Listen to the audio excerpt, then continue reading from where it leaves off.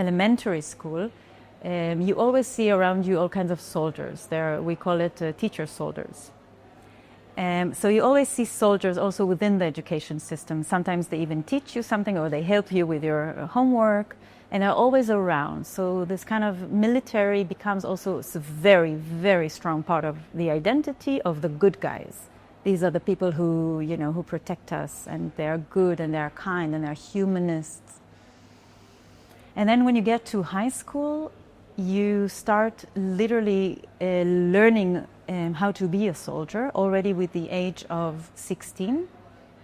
Because you're supposed to, once you finish high school, you're supposed to quite immediately, as soon as possible, with 18, go to the army. It's obligatory.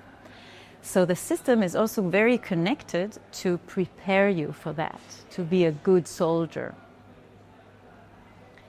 And one of the things that they are doing in the system is to, first of all, give you you are obliged to participate in 1 week at the age of 16, 17. 1 week, you go with your whole age class to a military base to be a soldier. You practice and you even shoot the M16. You learn to shoot the gun. You're going through some kind of a shortened and a bit more light version of the trainings that you then do really when you become a soldier.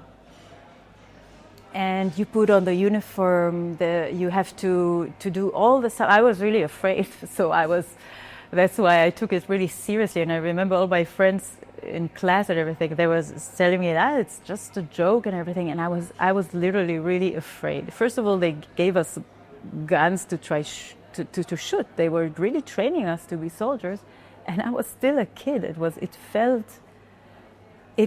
quite surrealist, I have to say. And we were sleeping in tents, like we were really experiencing the thing.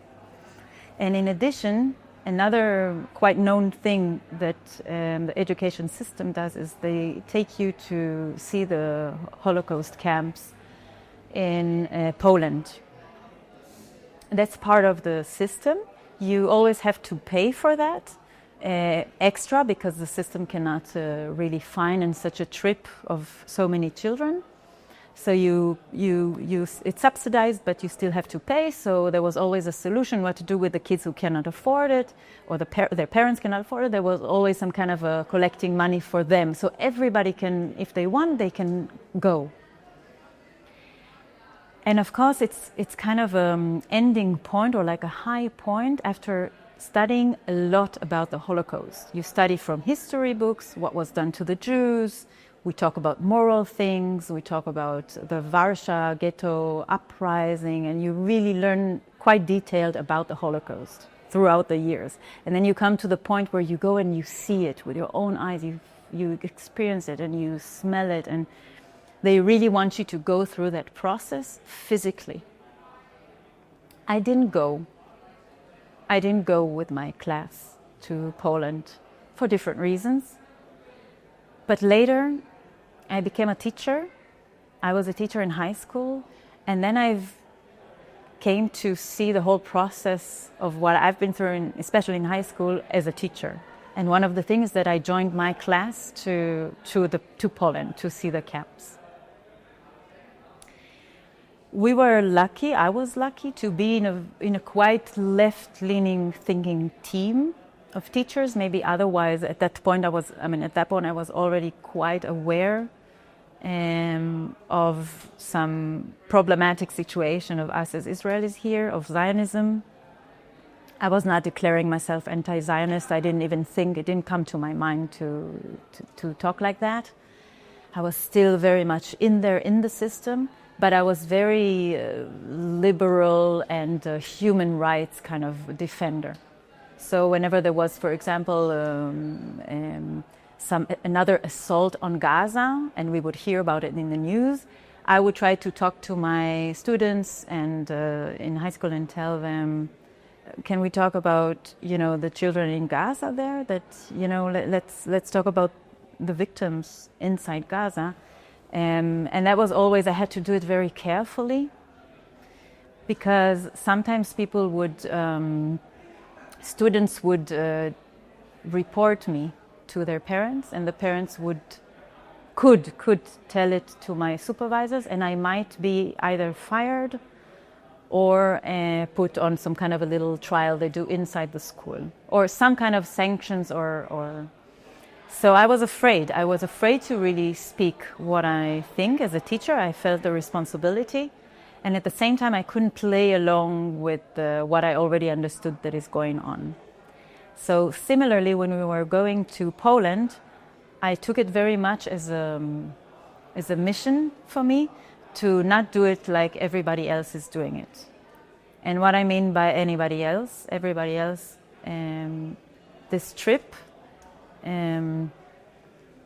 usually you come as, first of all, you're in high school, you're 17, very wild and hormonal, and you're excited to go abroad with your classmates, with your friends. And there's a lot of experience beyond visiting the camps. But one of the things that is happening educationally, pedagogically, within those tours is that there's always a guide who is practiced to do that. The teachers are just, being there with them and following the tour.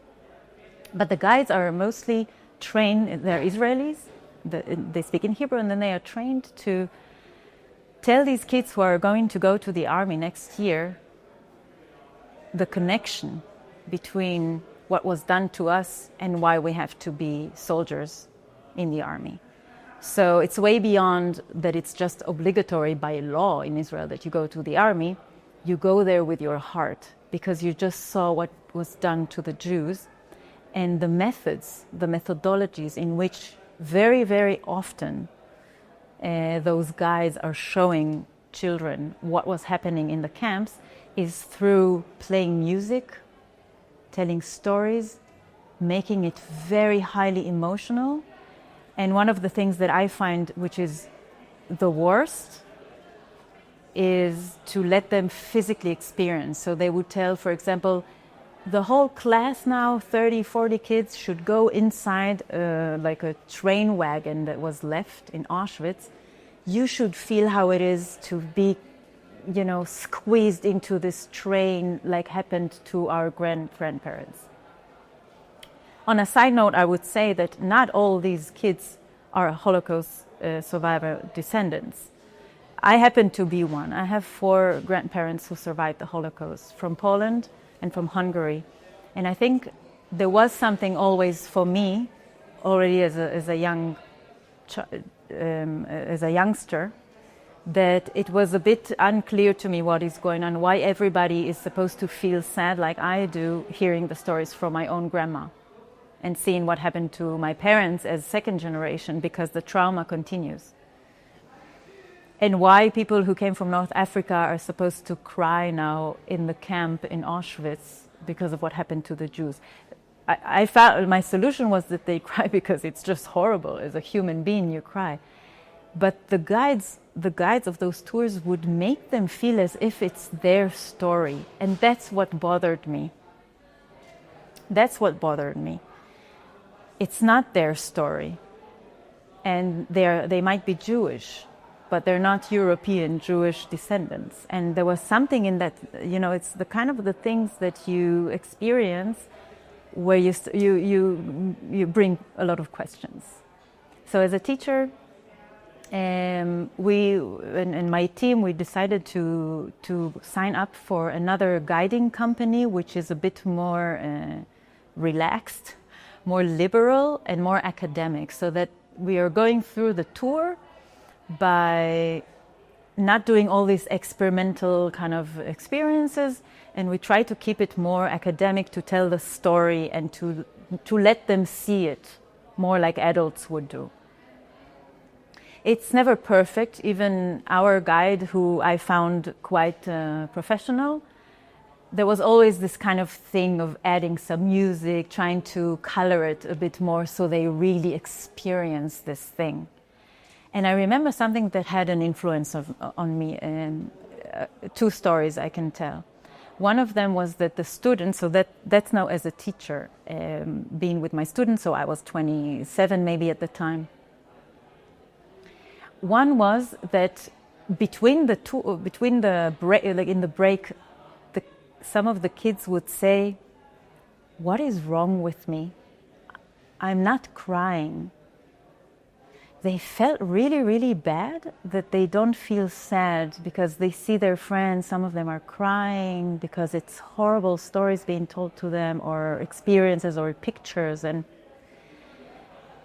that was quite a realization for me.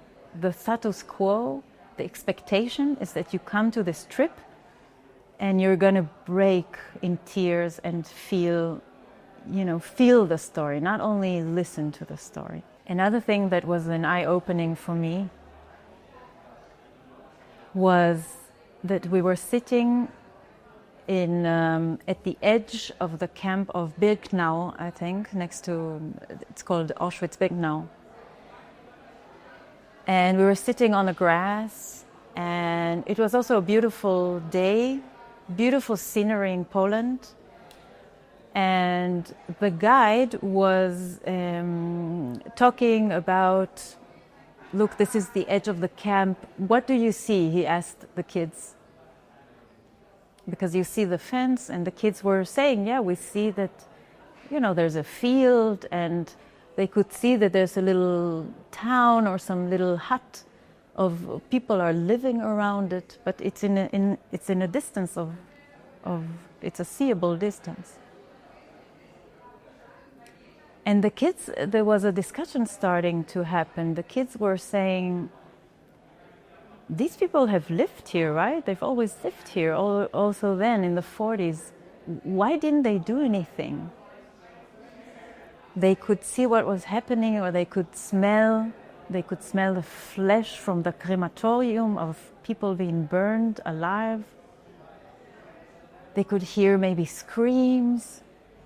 They must have known what's going on. It's been happening for a few years. And the kids were really asking that, and I couldn't not think of specifically Gaza and generally the Palestinian situation. And I felt like this would be the right connection educationally with the kids. Not to tell them, yeah, you see, they didn't do anything because they're all anti-Semites, which is a voice that you hear often in Israel generally, not only in the education system. This feeling of growing up as a victim who became strong. So I'm a victim, and I will always stay a victim in a way, but at the same time I have a strong army, and I am a humanist and democratic. That's the education you get, whether it comes from the education system directly or indirectly, from your home, from parents who are not so educated, from the street, from the media. It's all around you. And it's really just about making this small connection between seeing, the victims of one story and seeing the victims of something happening in the present, to make this small connection. That was the process for me. Just through learning so much about the Holocaust, it was so easy for me to just clearly see that how come we are doing something very similar to other people? Different methods, different technologies, different times, different capacities. But we are literally oppressing, humiliating another people who are living across the fence from us. Anti-Zionism was a term that when I first heard it, I was afraid of it. And I never had in mind that I would call myself as such, because I didn't know much about it. And then I figured that I don't know much about Zionism, actually. And especially since the 7th of October, which really changed my life and many people's life. I started digging fast and into books, into interviews, into testimonies, to fastly understand what is really Zionism. Apart from what we learn in school, Zionism was the salvation of the Jews from the Holocaust. And it's not completely wrong, but it's a very, very minor. Since 7th of October, I dived very fast into history books, into testimonies and texts to relearn Zionism. Because up until a very late point in my life, I didn't really understand what Zionism was. And once you read the text, it's all out there. That's the amazing thing. You look at the text of even important people in Zionism like Jabotinsky and Pinska and of course Herzl himself, and you see that it's colonialism. They are also talking in those terminologies. Up until I actually looked at the texts, I never thought about it like that, and I didn't realize that there was something inherently in Zionism which was violent and not humanist, like they tell you in school. And therefore, it was quite quickly when I understood, okay, now I understand what anti-Zionism is about. If we really want to live in the same land, in Palestine, and I wish I could do that, I have to live together with the other people. It cannot be anything else, and it cannot be Zionist. And I don't even care how this land is going to be called. That was how the story